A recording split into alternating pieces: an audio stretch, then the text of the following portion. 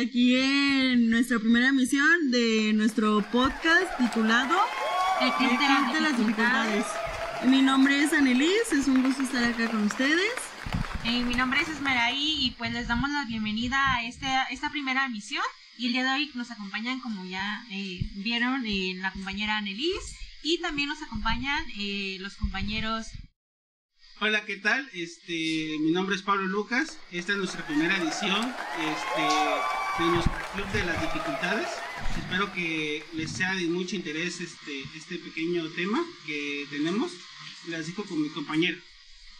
Sí, hola, ¿qué tal? Yo me llamo Susi y pues ya nos encontramos en esta primera emisión de nuestro podcast titulado El Club de las Dificultades. Entonces esperemos que les guste mucho. Le pusimos mucha dedicación, mucho empeño. Gracias a cada una de mis compañeras por estar aquí con su presencia. Y pues empezamos. Ah, caray, eso sí me interesa, ¿eh? El día de hoy pues estamos con unas eminencias de personajes. Bueno, aún todavía no somos unos profesionales, o sea, pero estamos en formación y es lo que cuenta. Entonces, el día de hoy vamos a tocar un tema un poquito olvidado, tal vez, digamos, sí. Ya que no es de mucho interés para algunos, pero creo que como nosotros, pedagogos en proceso que estamos, creo que es importante retomar de cierta manera.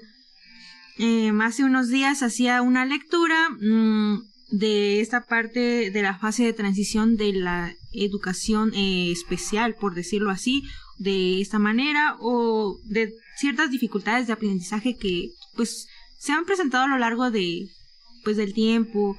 Si bien recordamos, hace muchos años los espartanos utilizaron a los niños que, digamos, no les servía, por así decirlo, llamarlo de esta manera cruel. Claro, los desechaban, los mataban si nacían con alguna deformación, alguna deficiencia, porque según ellos no eran aptos para estar a la servían, sociedad. básicamente. Exacto. Pero creo que con el paso del tiempo como que nos hemos ido preocupando un poco más por este caso. Ya ahorita los niños tenemos que adaptarlos y adaptarnos sobre todo a ellos. Claro. Y creo que también es importante tomar este tema sobre no solamente enfocarnos en los niños que presentan alguna dificultad visible, porque siempre decimos, es que se ve. Exactamente, o sea, creo y de que... hecho, yo siento que hay personas que juzgan mucho a las personas que tienen una dificultad visible, y a las personas que no tenemos una dificultad visible somos los que tenemos exactamente, tenemos como que un problema más grave, ¿no? Así es. Sí, de hecho, aunque creo que es interesante, y creo que todos vamos de ese punto de partida, que como que le damos más atención a estos niños. Digo niños porque recordemos que pues nuestro campo siempre va a partir de niños muy chiquitos, de infancias, muy infantes. Entonces siempre le prestamos mucha atención a estas, precisamente como dices, a estas dificultades que son muy visibles. Sin embargo, igual hace unos días le poníamos atención, yo estaba viendo, escuchando, y también un profesional que fue el que nos dijo que no es que el alumno el niño, el estudiante, el alumno se tenga que acoplar a nosotros, a nuestra forma de enseñanza como docentes, como maestros, pedagogos, sino nosotros somos los que tal cual debemos de llevarlos de la mano, porque al final de cuentas quienes estamos para enseñar pues somos nosotros, ¿no? Entonces, claro, estas dificultades que igual leía la historia de todas estas dificultades de aprendizaje que sí van desde los años partiendo de los 40, 60, 80, que hablaban de muchos filósofos, autores, que pues tenían una idea muy diferente a la que ahora todo se tiene, y muchos creo que pues la habíamos dejado por un lado. Entonces creo que sí está un poquito interesante este tema, y bueno, en esta noche creo que pues vamos a hacerle mucha énfasis a cada uno de esos. Sí, exacto, bastante. Y cómo a través de la historia, cómo este tipo de conceptos ha cambiado, ya que, como lo mencionaba Esme en un principio, en esa época, cómo eran simplemente desechados como si fueran un objeto. Sí. Y cómo a pesar de la historia y todo eso, ya actualmente ya es muy diferente, o sea, Como ya que hay... ya los van ingresando. Exacto, o sea, ya hay centros especializados, ya hay especializaciones. Por ejemplo, en nuestra carrera, ya para tratar temas así, como incluso antes solo se tomaba como que era algo en el cerebro, como que fueran... Algo neurológico. Exacto, Sí. y ahora ya es muchísimo más profundo, ya hay cosas que sustentan, toda esa parte como la parte científica que nos ha demostrado toda la historia que conlleva todo este tema, como una pequeña parte simplemente se ha desarrollado más allá. Sí, de hecho, como mencionábamos al inicio, pues siempre nos enfocamos en niños con problemas visibles, Claro. que digamos alguna malformación o muchos niños con problemas lingüísticos o por X, O motores, psicomotrices, como un defecto que puede ser el del labio leporino. Entonces, que esto impide que el niño tenga una formación o un desarrollo normal, por decirlo Claro. así. Pero también no vamos a olvidarnos de estos niños que, pues, no presentan ningún síntoma, que no tienen ninguna afección. Que los vemos normales. Exactamente. Sí. Pero realmente, ¿qué pasa en el cerebro? O sea, hace unos días platicaba con unos compañeros y decía, bueno, ¿qué pasa con estos niños que no gatean? O Claro. sea, y están completos, no les Y en falta una nada. etapa en donde sí o sí es muy importante, porque sí. ahora lo vemos, incluso lo hemos trabajado un poco, qué tan importante es que un niño gatee.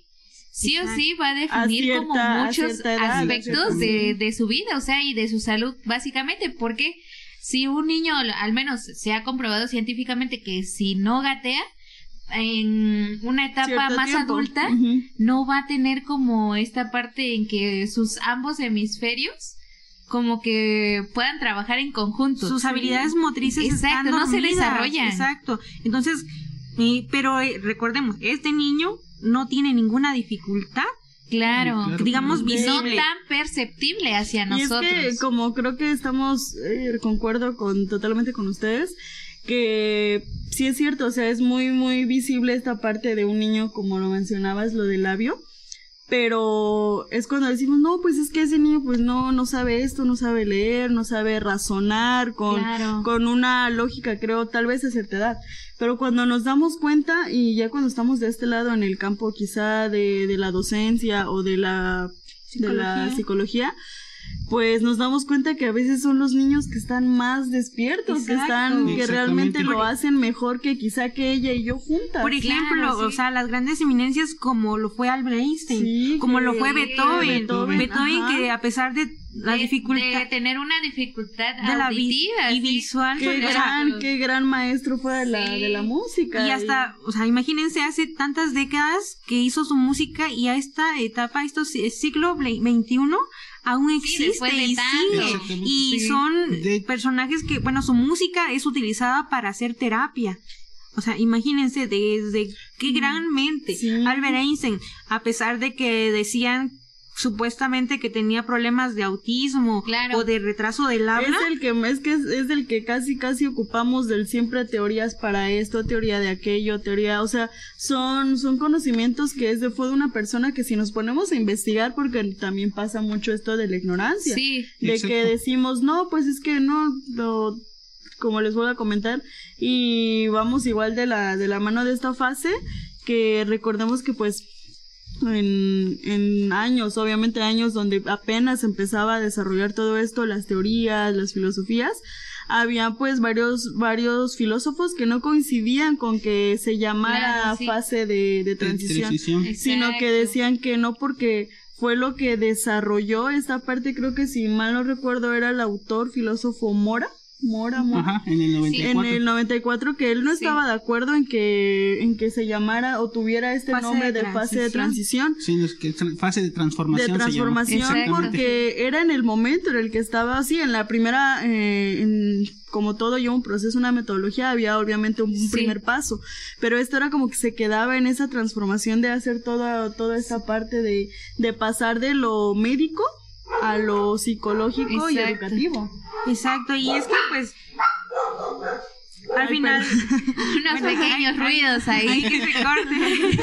Es que contamos con más ahí presencia, se le va a claro. cortar Nuestro público. Bueno, es que también esa parte de transición o de transformación, como se habla, es como la parte de este proceso que vamos siguiendo. Sí. Y es que ya aquí empiezan como esa parte clínica, como lo mencionabas, y ya empiezan los test. Bueno, los test psicométricos, los psicométricos. así como de, bueno, ya este niño, digamos, ya es visible sus dificultades de aprendizaje. Bueno, no vamos a centrarnos tanto en estos niños con por ejemplo, síndrome de Down o como mencionábamos, sí. alguna malformación, sino que simplemente vámonos con un niño normal. Ujú. Este niño que, o sea, ¿Qué es lo que presenta? ¿Cómo Como vamos si se a ve dirigir? tan tranquilo. Exacto. Creo que hasta los niños normales tienen como que un aprendizaje un poco más difícil, o que aprenden un poco más lento que un niño que tiene alguna discapacidad. Claro, y Sí, vamos a sí, tomar también no. como puntos en cuenta, o sea, no porque nos refiramos como a la parte normal, significa Claro, que es como la parte sana. es algo Es que como- creo que es un estereotipo que hemos tenido. Exacto. De que lo normal es lo bueno. Exacto. Y lo fuera de lo... O sea, creo que son Pero- conceptos también que Pero, nunca hemos tenido o sea, claros. ¿quién nos dice que es normal? Exactamente. Solamente es como Solamente no para tienen diferenciarlo. una discapacidad o algo que lo evidencie que tiene. Ah, sí. es Exacto. algo visible, pero digamos que no le impide hacer todo Hacer lo que todo lo que un alguien niño normal hace. puede Exacto. hacer. Por ejemplo, hay, no recuerdo el nombre de esta chica que sube contenido a internet, Ujú. donde no tiene brazos, pero se peina, se maquilla y todo. Y hace Ah. cosas de la y vida. tiene una actitud Sí. positiva. Sí, sí, que sí. dices, Exacto. o sea, tú como ser Como persona normal, completa, vamos a común, llamarlo ajá, así. un Ajá. estándar, digamos.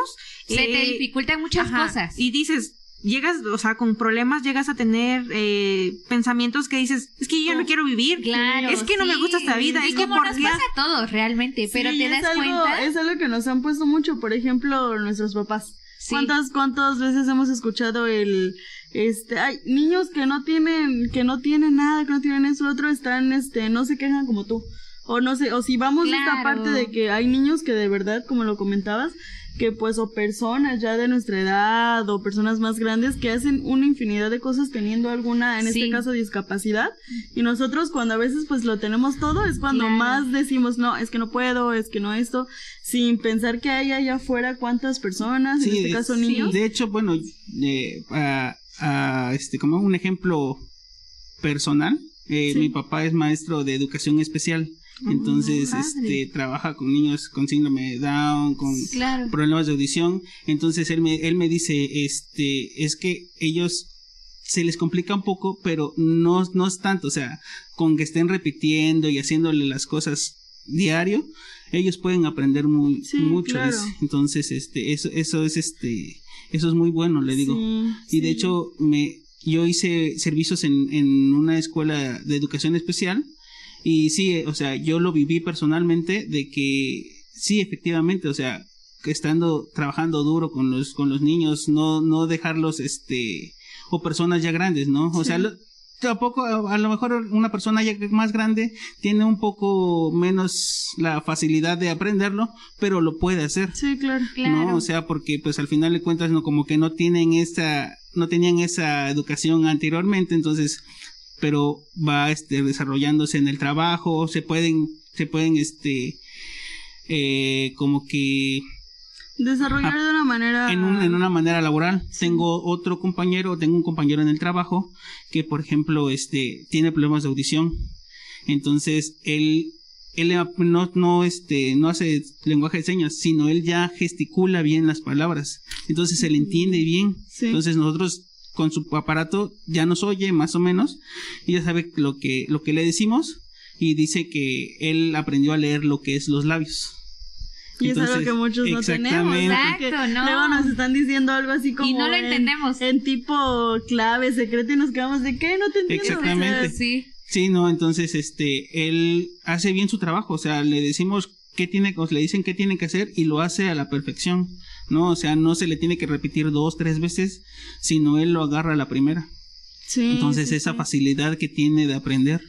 Claro, y ahí entra como la otra parte en la que tenemos como muy estigmatizado ese tema, como de quererles dar un trato diferente. Ajá, cuando yo como... siento que no debería suceder. ¿Por qué? Porque no tendríamos por qué hacerlo.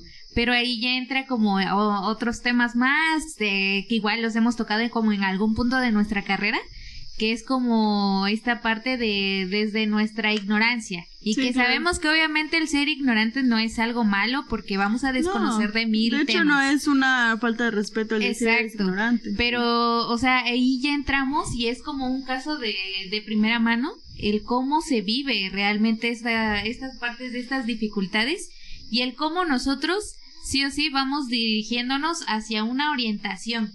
Es algo igual que se toca mucho en el tema, la parte de la orientación. ¿Qué brindamos nosotros para dirigirlo de buena forma? Exactamente. Sí, de hecho, como hemos hablado mucho de esta orientación, creo que venía en una parte de nuestro tema que estamos tocando, la orientación hacia el sujeto.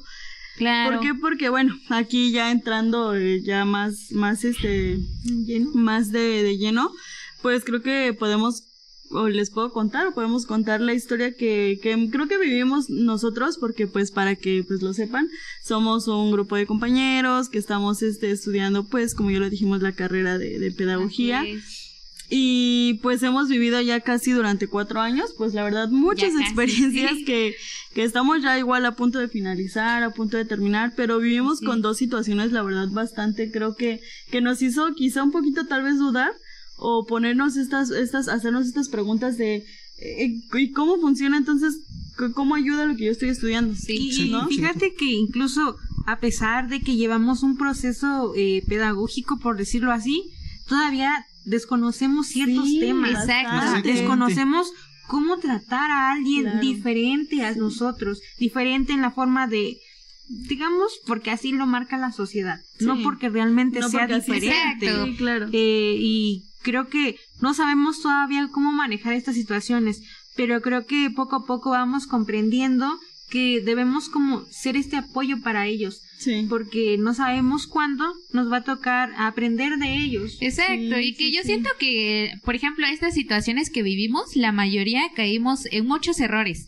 Sí, bastante. ¿Por qué? Porque no sabíamos cómo manejar la situación, porque no sabemos más allá.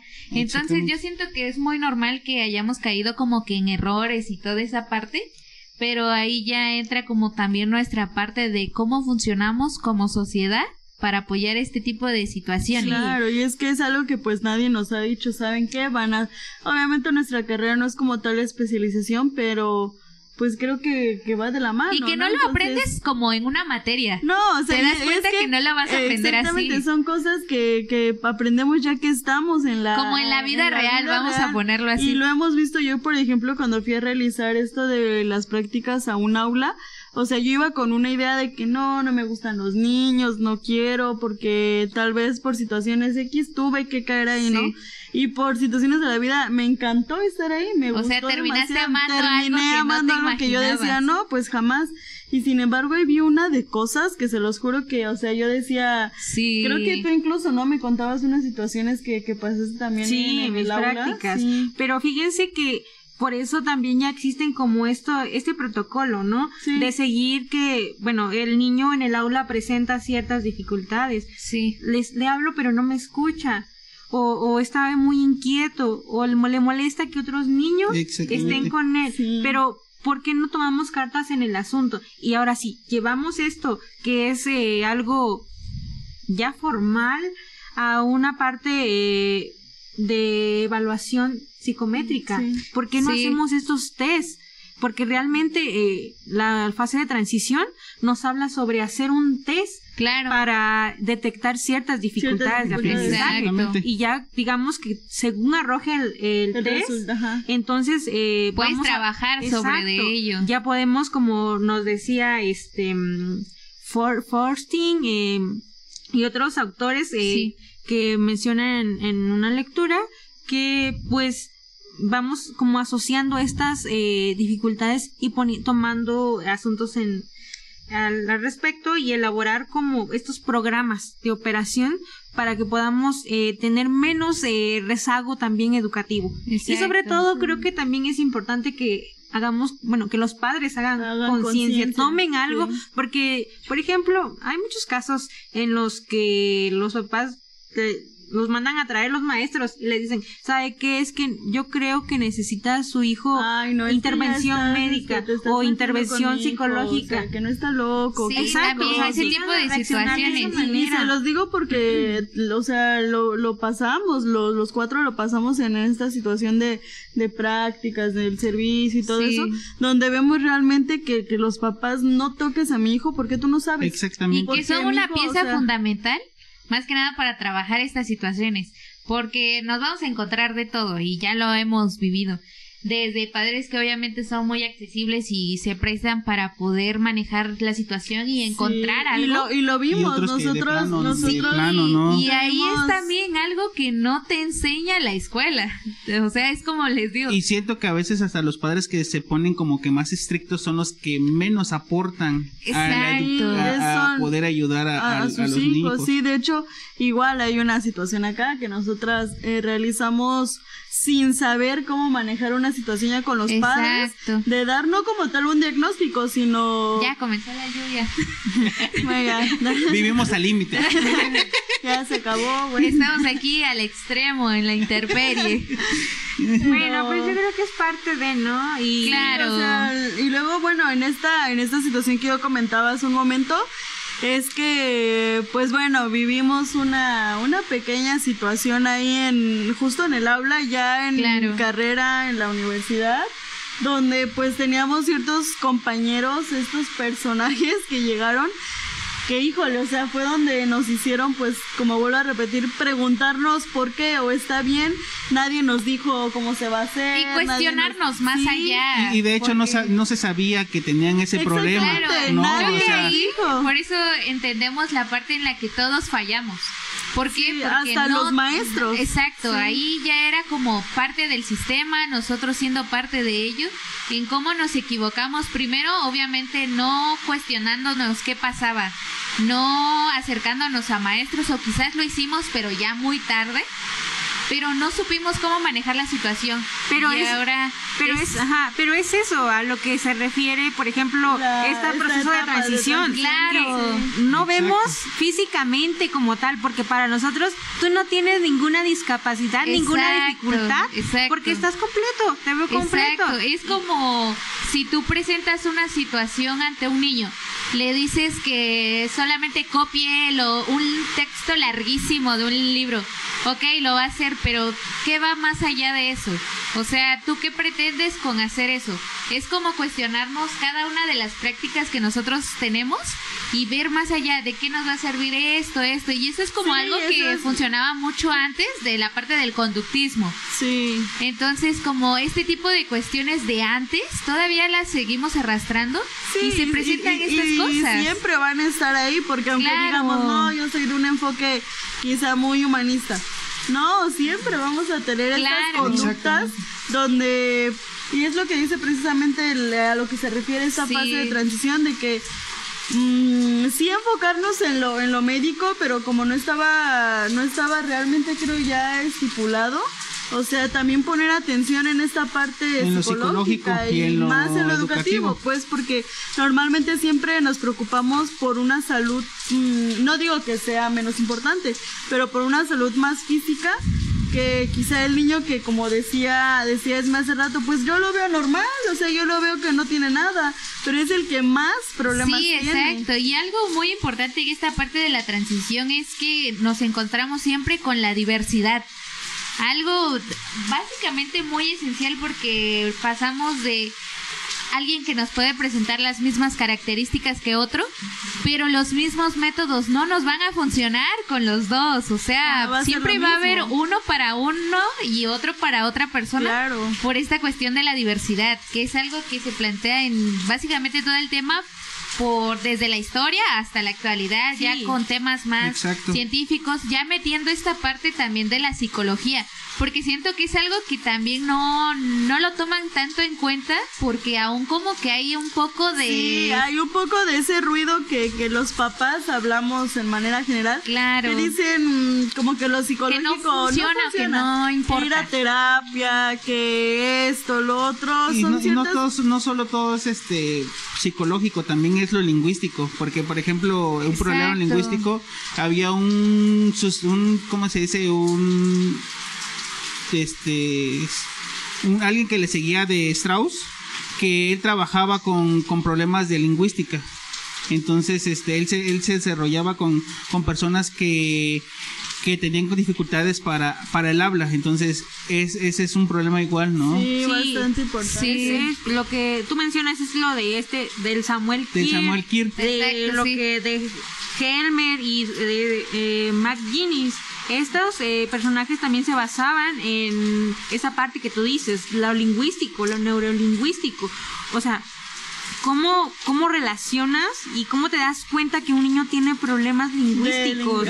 Por ejemplo, y muchos papás van y se preguntan, ¿pero por qué mi hijo no avanza? Sí, de hecho hay muchos niños que tienen como problemas lingüísticos y te empiezan a hablar como a los 5 o 6 años, como lo hizo Albert Einstein, que empezó a los 6 años a hablar. Entonces él tenía un problema del lenguaje. Y por eso, bueno, la maestra McGinnis, ella fue maestra de educación primaria y ella dice que haciendo estas pruebas de relación texto-imagen, sonido-imagen, sonido-letra, es como nos damos cuenta de que podemos tomar estas situaciones y como ir definiendo qué niños se les dificulta más. Exacto. Por ejemplo, yo decía, pero ¿por qué se hace esto en primaria, no? O sea, porque habían cosas, creo que cuando éramos en esa edad decíamos, o quizá ya más grande, que hasta ahorita, ¿por qué hacen ese tipo de programas de contenido para la escuela? Porque se supone que tú vas de lleno a la escuela a aprender, ¿no? O sea, te enseñan lo básico. Y a veces piensan que el docente va a hacer todo, ¿no? O sea, a veces los padres piensan que el docente nada más, el niño va a ir a aprender y el docente tiene que hacer Yo escuchaba en un caso por mi casa que la maestra tuvo la culpa porque el niño no hablaba bien. Exacto. O sea, y esos son problemas que vienen desde casa, o sea, son situaciones que a veces los papás no ponen atención. Exacto, o sea, más que nada eso. Yo siento que un punto muy decisivo dentro de esto es cómo funciona tu entorno. Si tu entorno no está haciendo como algo que te ayude o te oriente, sí va a ser un problema más allá. Sí, va a ser algo que va a costar manejar y porque ya no está en tus manos como profesional, sino es también como intentar erradicar esa parte, pero sí es un poco complicado. Bueno, yo creo que ya vamos como más centrados en ese tema que es importante de las dificultades del aprendizaje y sobre todo en esta fase de transición, o sea, el proceso que lleva. Creo que hemos ya llegado como a ciertas conclusiones, ¿no? Sí. Creo que llegar a un nivel de conciencia es pedir mucho, pero vamos a empezar por cambiar nosotros, por empezar a aceptar lo que creemos que es diferente para nosotros, porque todo está estandarizado ya, que si no alcanzo estos estándares no estoy bien. Entonces creo que en conclusión mía, creo que es importante que empecemos a tomar más esa parte diagnóstica, estos test e interesarnos por realmente qué es lo que pasa con el alumno, porque si bien decimos, bueno, todavía no somos maestros como tal y no estamos tan capacitados aún para tener un grupo enfrente, pero tenemos que ir ya como moderando y checando nuestros contextos. Sí, por supuesto. Creo que aparte de primero, antes de hacer los test, como que ver o diagnosticar físicamente o visiblemente si realmente tiene algún problema, por ejemplo, de que esté muy hiperactivo, de que no pueda concentrarse bien. Entonces ya sabemos que tiene un problema y había aplicar los test, ¿no? Pero recuerda que si no es visible, por eso le digo, o sea, si tienen problemas de hiperacción, de concentración, podemos como que tener como una idea, bueno, ¿no? sí tener un punto de partida, ¿no? Pero igual yo también a mí este tema me dejó muy marcado y pues creo yo igual como conclusión que esta fase de transición marcó como un antes y un después. ¿Por qué? Porque y vuelvo a lo mismo, desde que empecé y lo termino y lo concluyo con eso, de que sí ponerle, y así lo decía tal cual el filósofo, estos autores, que sí era importante tener esa parte médica, pero eso era como antes, o sea, yo ahorita en estos tiempos, y eso que fue hace muchísimos años, tener en cuenta y pasar a lo psicológico. ¿Por qué? Y a lo emocional, porque muchas veces y en estos años, en estos tiempos, dejamos esa parte ya como ya de lado, y más en niños, porque decimos, no, pues están muy chiquitos, ¿qué van a sentir? O sea, y creo que esa sería como que lo que a mí también me llamó mucho la atención de este tema. Y yo siempre le he puesto mucha énfasis y he hecho mucha énfasis y le pongo más importancia a lo emocional. Sí. O sea, sí, lo físico importa muchísimo, pero repito lo mismo que decía Esme, cómo nos damos cuenta de alguien que no hace nada, que está muy tranquilo y decimos, está bien. Exacto. Pero más no sabemos, ya ayudan también mucho estas pruebas. De hecho, ese sería un indicio, ¿no? De que, sí, por ejemplo, de que está tranquilo, de que no hace nada. No, es que algo, porque un niño de su edad siempre está así, siempre está hiperactivo, ¿no? O sea, sí, o sea, yo creo que igual sí yo concluiría con esa parte, o sea, de que sí hacer mucho caso y hacer mucho hincapié en esta parte de lo emocional, ¿no? Sí, yo creo que también coincido con cada uno de ustedes y más que nada me gusta mucho la parte de lo emocional. Yo siempre yo creo que yo tengo como un enfoque muy hacia esa parte, porque siento que muchas veces lo dejamos de lado. Sí. Y ahora, este tipo de situaciones, algo que no es visible, algo que no lo vemos de primera mano, ¿cómo lo detectamos? Sí o sí, la parte emocional juega un papel importantísimo, porque siento que incluso nosotros que ya somos un poco ya como más adultos, más maduros, todavía nos cuesta manejar esa parte, como decir, oye, realmente estoy mal y me pasa esto y esto, porque pues tal vez el de al lado te podría decir, pues estás mal, pues ya siéntete bien y ya, y no, va más allá, exacto, va más allá, es más profundo de lo que creemos. Bueno, igual creo que pues fue muy interesante el tema, cada uno pues realmente sí. Agradecemos, creo que cada quien pues la invitación a esta primera emisión, esta primera parte, porque pues de muchas. No es la primera vez que vamos a estar empezando con esto, fue un inicio que la verdad fue un tema creo bastante muy bueno para empezar. Y pues igual, o sea, muy interesante, y creo que pues esperamos dejar algún tipo de ruido por ahí, quien nos vea, quien nos escuche.